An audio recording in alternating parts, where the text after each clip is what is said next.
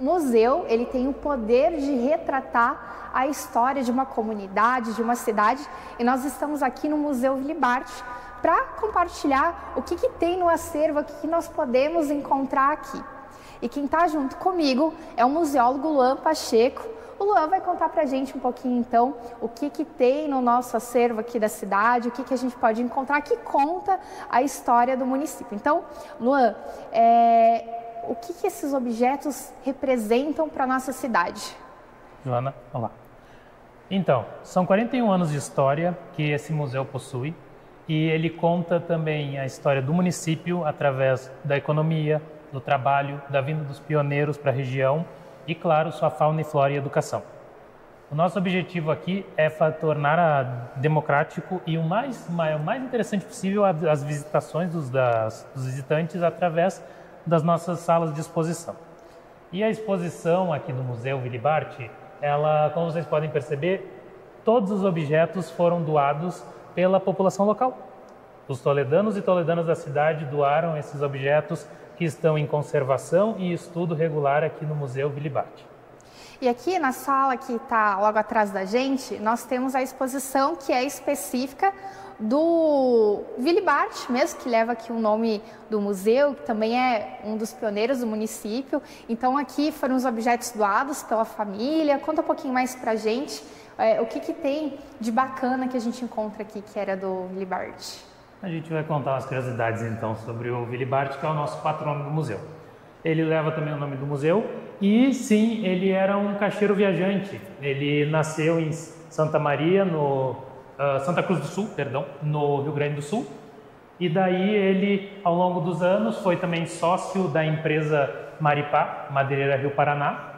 E ele também trabalhou nela durante um período.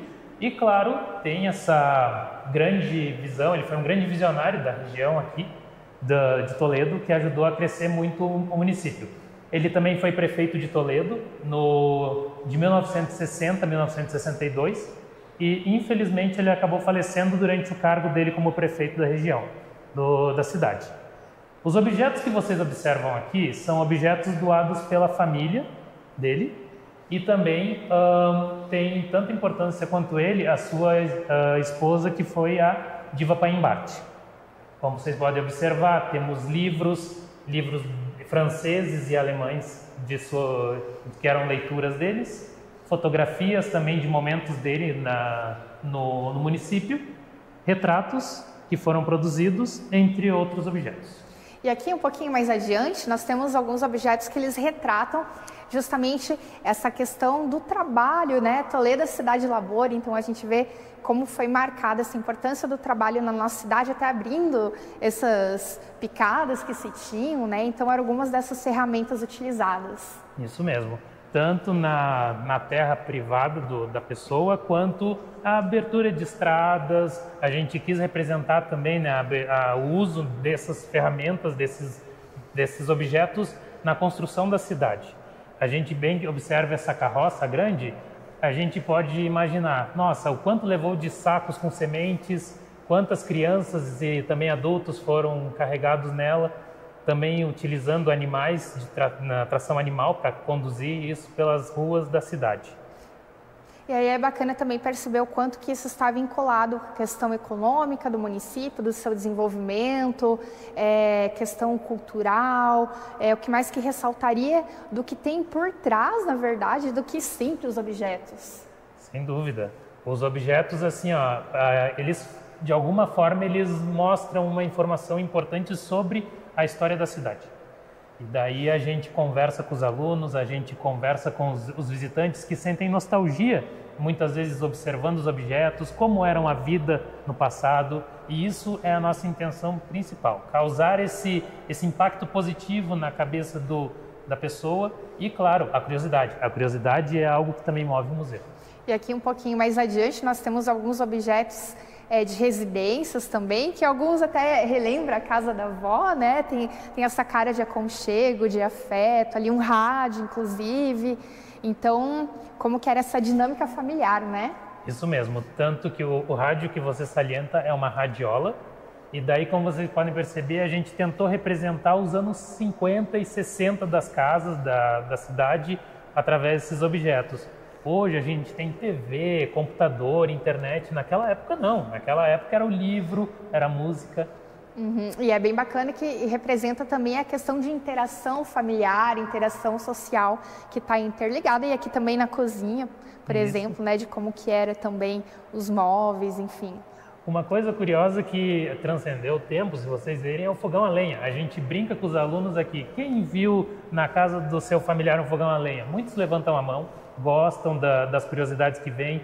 A gente cita também o lampião, a gente cita também do pilão ali ao lado, que são coisas que não estão no cotidiano das crianças hoje, mas a gente poder permitir isso junto da escola e junto das crianças é interessante, porque daí eles mexem com o imaginário deles, eles podem continuar levando isso adiante, esses estudos. E aqui no meio nós vemos também alguns utensílios que eram utilizados, né, com ferro de passar roupa, também ali outros instrumentos que retratam que eram utilizados, né? Isso, vocês vão ver no entorno também que tem utensílios de cozinha que eram utilizados num passado recente, também antigas câmeras fotográficas, ferros de passar, alguns livros também. Mais à frente vocês vão ver um livro relacionado da diva Paim Bart também, com a assinatura dela. O shogi, que é o jogo dos generais, também relacionado a uma espécie de xadrez, né, oriental.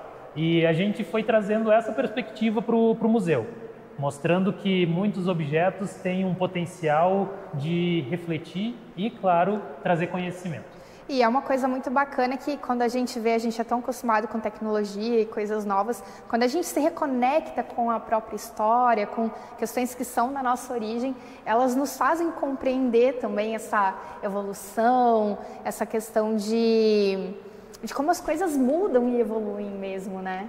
Não, sem dúvida. Por exemplo, esta parte relacionada à escola. Essas carteiras a gente conversa junto, bem próximo dos alunos e os professores que vêm aqui visitar o museu. E daí a gente ouve também as curiosidades dos próprios professores, que eu já sentei numa carteira dessas, ou histórias do avô ou da avó que sentou numa carteira dessas, despertam uma espécie de nostalgia e também depoimentos pessoais das pessoas através dos objetos. Isso é muito divertido de trabalhar na instituição do museu. E logo ali também nós temos animais da nossa fauna que eram encontrados aqui na nossa região, né? Então vamos chegar ali um pouquinho mais perto, claro, para compartilhar então dessas espécies, como que elas eram aqui e se apresentavam. Isso, a gente tem alguns animais taxidermizados aqui. A gente tem animais da fauna local, que seria o gato do mato, tatu-galinha, tamanduá-mirim, os coatis. Temos muitos coatis no Parque Ecológico da Diva Paim Bart, no centro, e também o ratão do banhado. Alguns alunos disseram que nas casas e sítios dos seus pais, eles já viram o ratão do banhado, porque ele procura esses espaços mais naturais para se manter. E daí a gente conversa com os alunos, eles se aproximam sem tocar, importante, e observam como esses animais são, e a gente fica pensando quando essas crianças iriam ver esses animais tão de perto assim. A gente trabalha com esse trazer o imaginário, a poder de trazer uma diversão para os alunos. E aí, além de toda essa exposição que nós acompanhamos aqui, também tem vários outros objetos que estão guardados, esperando a sua vez para uma nova exposição que vai ser reformulada aqui no museu, né? Isso, Joana, sem dúvida. A partir do dia 15 de setembro até o dia 30 de setembro, a exposição de vestígios do cotidiano em Toledo na segunda metade do século XX vai ser reformulada. A gente vai fazer uma remontagem desse espaço em virtude dos 10 anos do prédio. O prédio está completando 10 anos de idade no dia 1º de outubro de 2025, e daí é uma forma de celebrar esse evento, trazendo assim novos objetos que o museu tem guardado nas suas reservas técnicas, novos documentos, novas fotografias, e isso vai potencializar muito mais o espaço. E além da exposição fixa, nós também temos outras, como essa Miriam, que em breve a gente vai falar então com o Luciano, da Unila, que, enfim, vai nos trazer mais informações a respeito das mostras. E aí, como que são essas outras exposições que acontecem em paralelo aqui? O que a gente pode encontrar? Pois bem, temos mais 2 exposições além da Mírame, que são exposição da Mariana Ribas, O Olhar Fala. Ela vai até meados agora de julho, que a principal característica é o amor. Ela, através da fotografia, apresenta fotos de casais, familiares, amor pelos animais, amor no geral, através das fotografias. E na outra exposição, na outra sala, a gente tem do coletivo Fenda, que são alunos de design gráfico da Universidade da Fundação Assis Gurgak, que eles estão pondo a exposição deles ali para refletir sobre a inteligência artificial, sobre a questão da mão humana. A gente utiliza tanto tecnologia, mas a mão humana também tem suas características, que pode ter o emocional e o sentimental nas telas e trabalhos sendo apresentados aqui no museu. Bom, então como que são as visitações aqui no museu, para que de repente grupos, escolas e até as pessoas possam vir sozinhas aqui? Como que são os horários, os atendimentos? Certo. O museu ele funciona de terça a sexta, das 8 da manhã a 15 para meio-dia, da 1h30 da tarde às 5h30 da tarde. Segunda-feira o museu está em expediente interno. Nos 2 primeiros sábados de cada mês, o museu ele atua da 1h30 da tarde às 5h30 da tarde. Agora, em julho, a gente vai abrir no dia 5 e dia 12 de julho, e nos 2 primeiros sábados de cada mês, não sendo feriados, a gente faz essas aberturas para o povo que trabalha poder ter a oportunidade de vir à tarde com a sua família.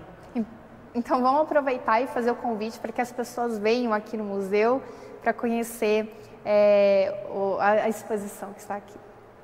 Então, pessoal, venham aqui no museu, estamos com 4 exposições esperando vocês.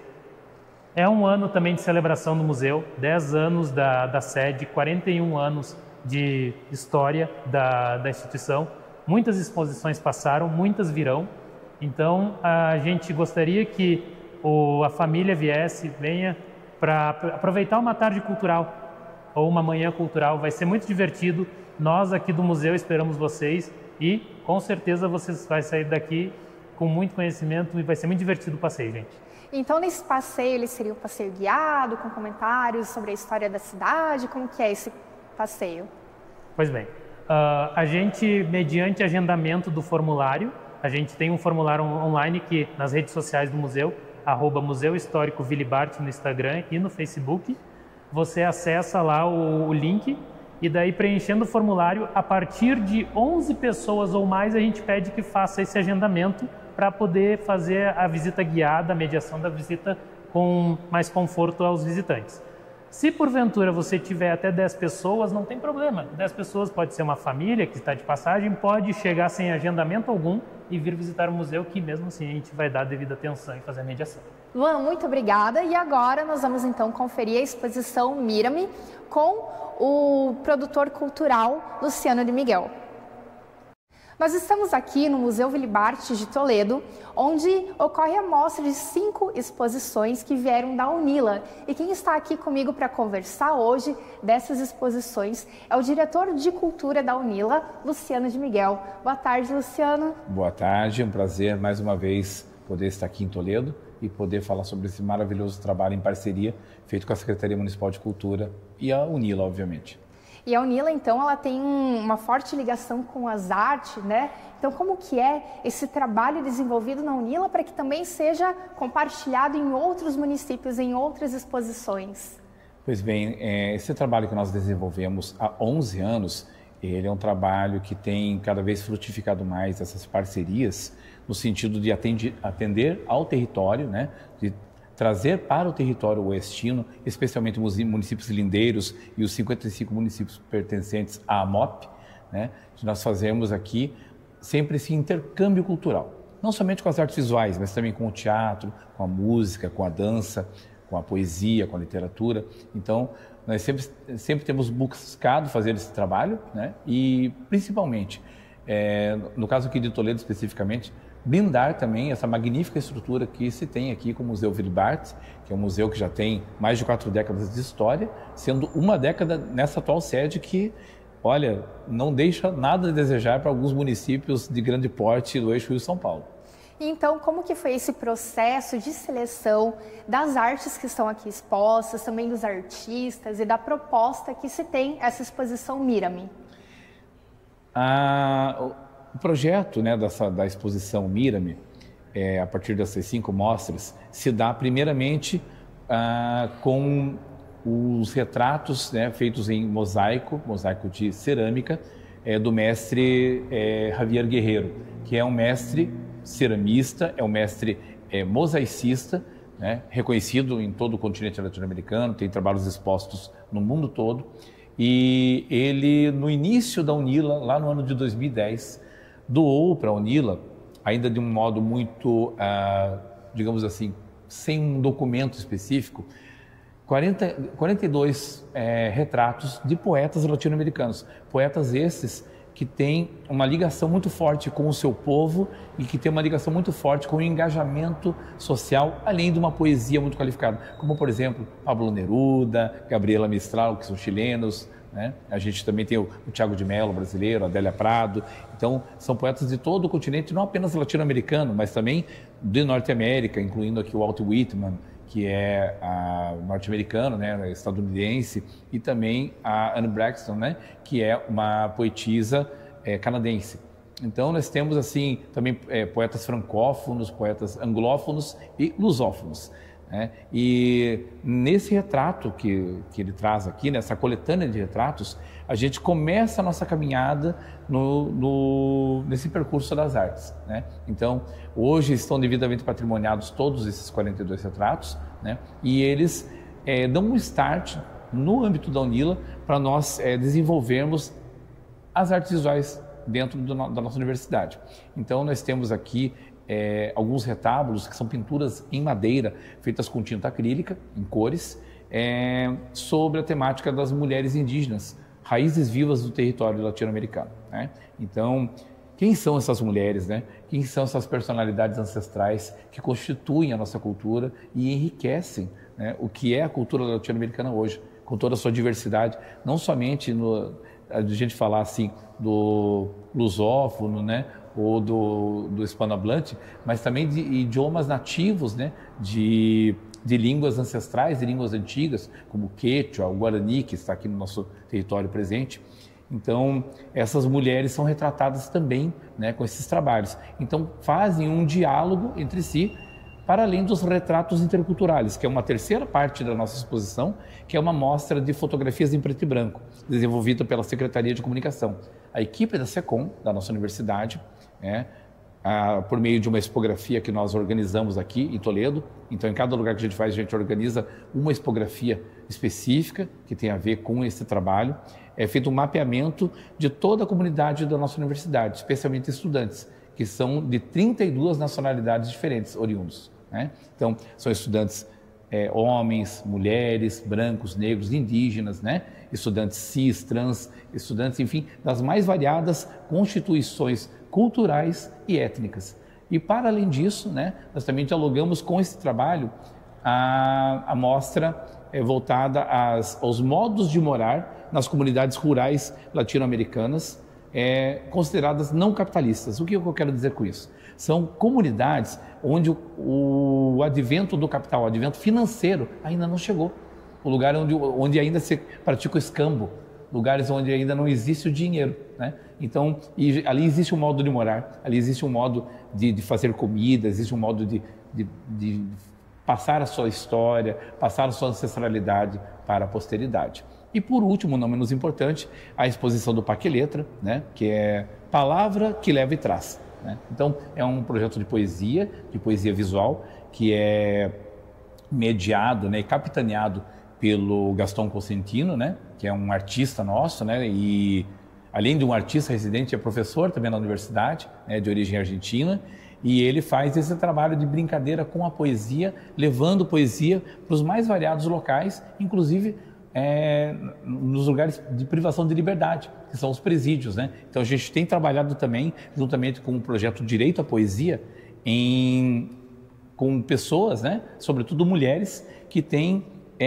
feito publicações. Nós temos casos do ano passado nós fizemos um livro, editamos um livro do Direito à Poesia, com ISBN, com referência, feito por mulheres que até poucos anos atrás eram analfabetas funcionais e que hoje estão entrando na universidade, saíram do presídio, saíram da penitenciária e hoje estão conquistando a sua liberdade por meio do ensino universitário na universidade pública de qualidade. Bom, Luciano, vamos dar uma voltinha aqui para essa primeira parte da exposição, onde nós temos também aqui algumas pinturas que foram feitas nesses painéis de madeira, né? Isso, aqui, ó. Esse é um trabalho da Cláudia Ochoa, né? É um trabalho feito em homenagem a uma musicista que foi estudante nossa do curso de música, chamada Sayami Laqueu. Ela, infelizmente, nos deixou em 2022 por meio de um acidente, né, que ela acabou sofrendo. E ela é uma estudante mapuche, do sul do Chile, uma estudante indígena, que marcou muito a sua trajetória dentro da UNILA, quer seja como artista, quer seja como uma mulher militante, né, das questões femininas, né, das questões do feminismo, mas principalmente também como uma mulher indígena. Né? Então, ela fala sobre o seu povo, fala sobre suas raízes. Né? Então, ela começa todo esse nosso trabalho das pinturas em madeira, por conta da existência dessa moça, que no ano de 2022, inclusive, foi tema do nosso Festival de Culturas da UNILA, que agora em setembro, de 10 a 14 de setembro, queremos inclusive convidar a toda a comunidade do oeste do Paraná a estar presente no Festival de Culturas da UNILA. Um festival enorme, festival de 5 dias, de quarta a domingo, que movimenta todo o território, né? Inclusive esse ano teremos parceria com o Cidade de Leste e com Santa Terezinha de Itaipu. Então, são municípios que receberão trabalhos nas mais diferentes linguagens e tudo gratuito, tudo de graça para a população. Isso é o mais importante, né? Acesso à fruição. Vamos dar mais uma passeadinha aqui. Logo na entrada também nós temos alguns poemas, né? Isso, essa mostra Modos de Aconcharse, né? Que é do projeto Paqueletra, palavra que leva atrás, né? Então, são poesias enigmáticas, né? Poesias que trabalham com perguntas, né? São poesias que desconstroem a linguagem, né? Então, são poesias que reinventam a linguagem. E aí, entre essas outras pinturas, nós temos figuras femininas que são representadas, que elas vão nos falar justamente dessa representatividade também, dessa linha, como você comentou anteriormente, que de certa forma é matriarcal também, né? Exatamente, né? Porque quando a gente fala de uma cultura matriarcal, esse trabalho muito bonito aqui da Bianca Sakawa, né?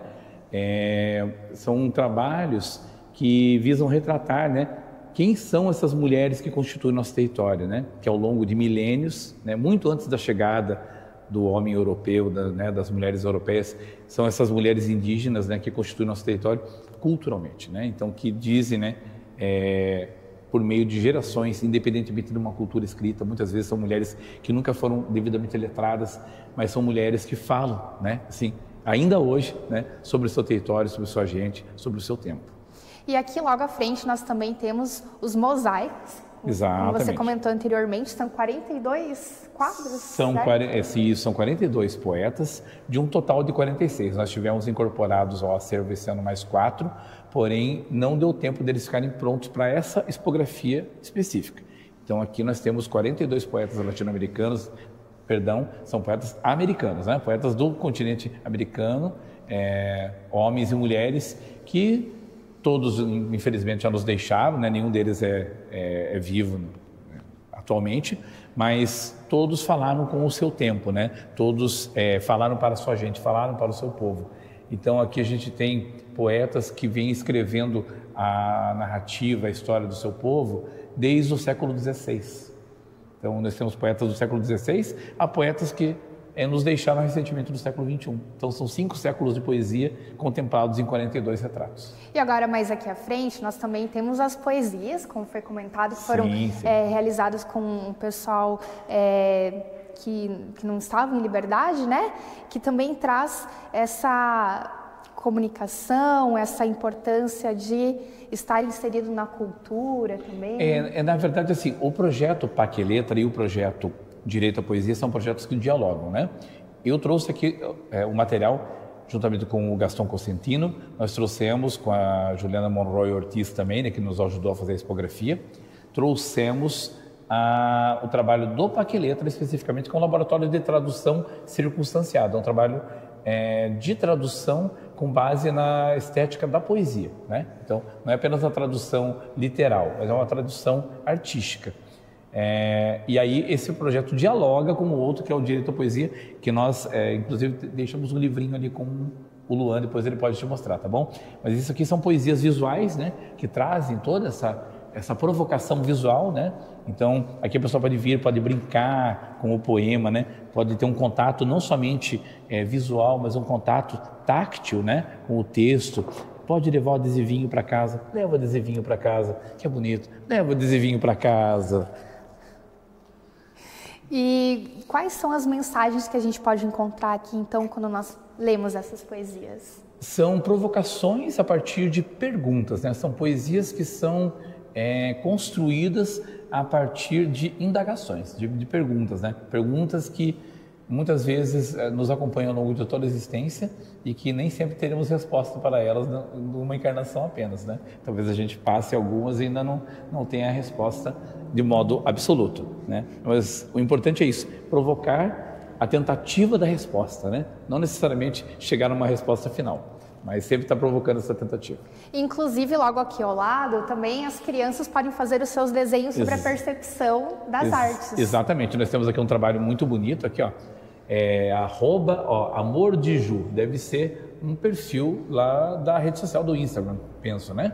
Então ela fala, preparada para o mundo, é uma poesia visual, entende? Então tudo que ela viu aqui, ela de certo modo absorveu, abstraiu e sintetizou, né, num desenho de uma poesia visual. Então, aos poucos, né, as pessoas pegam aqui essa folha de papel, escrevem o poema e depositam o seu poema aqui, né?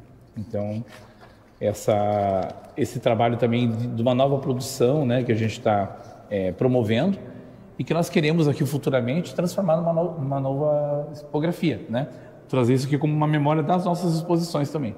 E aqui, logo adiante, nós também temos algumas fotografias que são retratadas dos estudantes da UNILA, trazendo essa questão da representatividade. Então, conta um pouquinho mais para a gente sobre essa exposição fotográfica. Então, acho que eles dizem muito por si só, né, com esses olhares, né, com essa forma de ver o mundo, né? Então, em cada um desses retratos, vocês vão ter um QR Code. Então, a pessoa, hoje, com qualquer celular, né, consegue acessar o hipertexto, né, por meio do QR Code, sabendo um pouco mais da história de cada uma dessas pessoas. Então, são textos enormes que, para nós colocarmos aqui com uma tipografia razoável, ficaria muito ruim para as pessoas fruírem, né, da melhor forma possível. Então, até para a gente optimizar o espaço, ter também uma margem para que as pessoas também possam dialogar mais com a narrativa estética visual, né? Então, são pessoas oriundas das mais diferentes nacionalidades. Nós temos estudantes de 32 nacionalidades, como eu disse, né? Então, são estudantes branco, loiro, né? Branco do cabelo preto, né? Estudante negro, estudante negra, né? Estudantes indígenas aldeados, né? Estudantes cis, estudante trans, estudante plus size, estudante magrinho, tem de todos os tipos, né? Isso é muito interessante porque mostra o quão diverso pode ser o universo de uma universidade. O nome já diz, universidade, né? Inclusive, essa mostra, poderíamos dizer assim, ela traz uma identidade da UNILA, como que percebe essa questão da UNILA refletida aqui nessa mostra? Olha, eu vou responder você e as pessoas que nos acompanham. Vou responder com uma frase que eu gosto bastante, de uma banda que eu gosto demais, que chama-se Mutantes. No seu disco O A e o Z, eles falam uma frase que é: estamos numa boa pescando pessoas no mar, né? Então, por meio dessa sentença, né, que veio à minha mente, eu falei, puxa, por que a gente na UNILA também não está pescando almas, né? Por que nós não estamos também fazendo esse ato, né? Assim como Cristo, em algum momento, também foi um pescador de almas, né? Ele foi um pastor, ele foi um carpinteiro do universo, como diria Raul Seixas, né? Que esses dias completou 80 anos do seu nascimento, né? Canceriano sem lar como eu. Mas falar que também, assim, quando nós trazemos, né, essa ideia de pescar pessoas do mar, então a gente traz aqui um material que é utilizado para pesca, né? Que são esse sombrite nessa qualidade aqui, com esses grampos, né? Então, para lembrar justamente isso, né? Pessoas sendo pescadas, né? Com um fio de pesca, né? Então, tem toda uma narrativa visual também, não é somente uma foto bonita, né? Mas sim tem toda uma proposta, que é isso, né? Acho que a UNILA são esses retratos interculturais, né? A UNILA, ela tem na sua gênese, no seu plano de desenvolvimento institucional, no seu PDI, tem uma proposta, né? Que é baseada justamente na diversidade, na diferença, né? De modo justamente a entender quem nós somos e evocar uma identidade. E quando nós viemos a uma mostra assim, não é só parar, passar, olhar, né? É observar exatamente o que aquilo quer representar, a mensagem que quer nos dizer, porque sempre tem algo muito grandioso por trás. Então, como que você recomenda para que as pessoas elas venham com este olhar aberto aqui na exposição para absorver o máximo possível da mostra? Até fazendo minhas as palavras do meu amigo Luan, que é museólogo aqui, né? O Luan ele sempre se preocupa muito com as questões da acessibilidade, né? As questões dos PCD. Então, a gente busca também, quando a gente traz retratos como esses em mosaico de cerâmica, uma experiência tátil, né? Então a pessoa de repente ela não tem desenvolvida, né, a habilidade visual com os olhos, mas ela consegue tocar e com isso ela consegue acessar a alma. Então, da mesma maneira, nós pedimos às pessoas, nós sempre indicamos às pessoas que elas venham não somente com os olhos abertos, né, com as mentes abertas, mas principalmente com o coração aberto, como já diria o poeta, né? Tudo é uma questão de manter a mente reta, a espinha ereta e o coração tranquilo. E aqui no teto também a gente tem uma continuidade da mostra. Isso, exatamente. O Paqueletra, né? Como essa provocação da poesia visual, então nós também temos essa projeção que fica aqui girando o tempo todo no teto, né? E trazendo essas possibilidades de manipulação do texto, né? Então, aí você vê fotografias em diferentes ângulos, né, com propostas de luz e sombra, que são miradas diferentes para o mesmo texto, né? O texto, a princípio, ele não muda quando ele está ali preto no branco, quando ele tem a impressão no papel, mas ele passa a ter uma alma mutável quando a gente faz uma leitura diferente por um diferente ângulo dele, né? E agora bem aqui ao nosso lado, então nós temos sim. as residências, né, da comunidade. São os modos de morar, né, das comunidades rurais do continente latino-americano, né, a partir de uma perspectiva não capitalista. Como eu disse, um lugar em que o dinheiro, né, em que o capital, propriamente dito, ainda não chegou. Então não é que eles tenham uma outra ideologia política, não é isso. É que apenas aqui nós temos resguardado características como, por exemplo, o escambo, né? A troca. Então, a troca de serviço, a troca de bens, né? A troca de alimentos.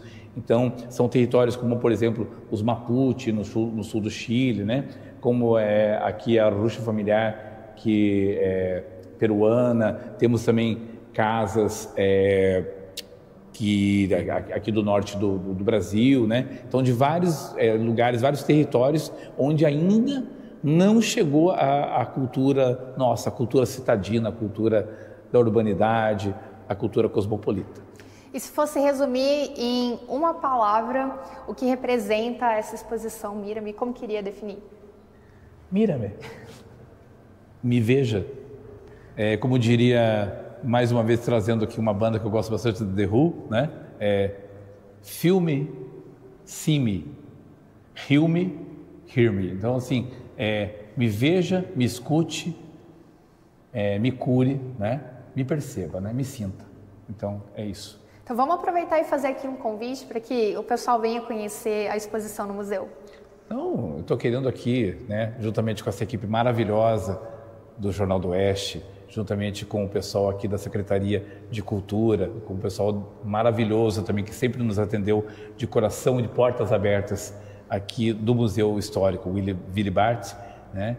Que você, cidadão, cidadã, independentemente da idade, independentemente do credo, da cor, da nacionalidade, mas que vive hoje, está aqui no território de Toledo e na região circunvizinha ao município, que venha ao Museu Willy Barth, aberto de terça a sexta-feira, das 8 às 12 e das 13h30 às 17h30, e também nos 2 primeiros sábados de cada mês. Ou seja, agora no sábado nós teremos abertura e no outro também. Então 5 e 12, somente no período da tarde, nos sábados, tá bom?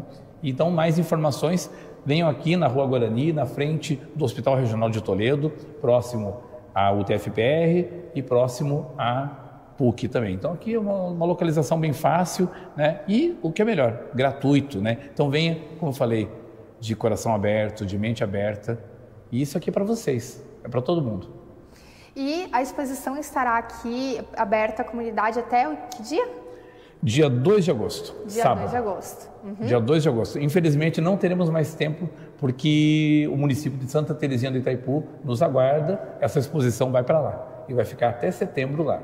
E depois de setembro, estamos aí entre Guaíra e Santa Helena. Ok, então, muito obrigada, Luciano. Eu que agradeço. E convidamos aí mais uma vez para que vocês venham até o museu conhecer essa linda exposição e também todo o acervo aqui do Museu Willy Barth.